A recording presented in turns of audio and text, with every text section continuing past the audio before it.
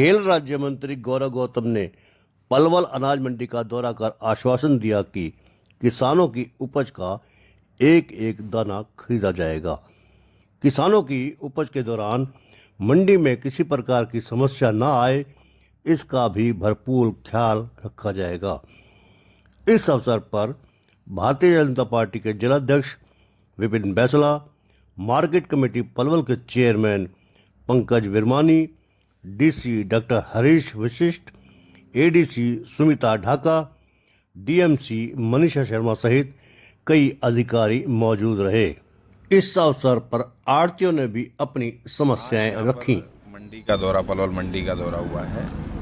इस प्रदेश के मुख्यमंत्री नायब सिंह सैनी जी का संकल्प भी है और किसानों को उन पर भरोसा भी है कि किसी भी प्रकार की सरकार के द्वारा किसानों को समस्या ना आए। पहले लंबी लंबी लाइनें लगती थी, आप अभी खुद देखोगे।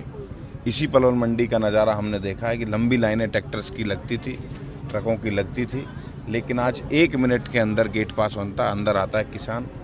और कुछ जो बारिश के कारण, कुछ प्राकृतिक आपदा के कारण अगर कोई मॉइस्चर में या उनके लस्टर लॉस में कोई आती है तो उसके लिए सरकार देख रही है। लगातार हमारा प्रयास है कि किसानों को समस्या ना आए, यहाँ से माल जल्दी उनका बिककर उनको 24 घंटे के अंदर पैसा उनके अकाउंट में पहुँचे। सरकार उसको सुनिश्चित कर रही है। उसी के लेकर आज इस मंडी का किसानों से, आढ़तियों से लगातार मिलना हुआ और उनकी जो भी हमें लगता है कि कोई वेयरहाउस की खरीद वो चाहते हैं, हैफेड की नहीं चाहते, तो उसके लिए अधिकारियों से बात करके या साइलों के पास सीधा जाना है या मंडी कच्ची मंडियों से साइलों के पास जाना है या पक्की मंडियों को डायरेक्ट वेयर हाउसेज के गोदाम में बैठा, उसको लेकर एक बात हुई है, उसको लेकर काम कर रहे हैं। मंत्री जी, मंत्री जी, हुआ है जो किसानों का, किसान ये मांग करें कि छूट मिलनी चाहिए कोई बोनस की कोई योजना है सरकार? पहले भी सरकार किसानों के लिए बोनस हो या लेस्टर लॉस के लिए सरकार किसानों के लिए काम करती है,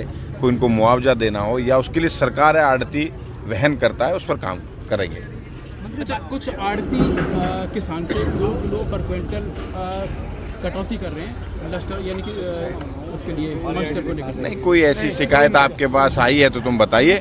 सिर्फ कहने के लिए कह देना ये बात नहीं है। सिर्फ अगर कोई बात आती है तो कोई किसान आके मिले। मैं खुद मंडी में खड़ा हूँ, मैं मंडी में खड़ा हूँ, लाओ किसानों को।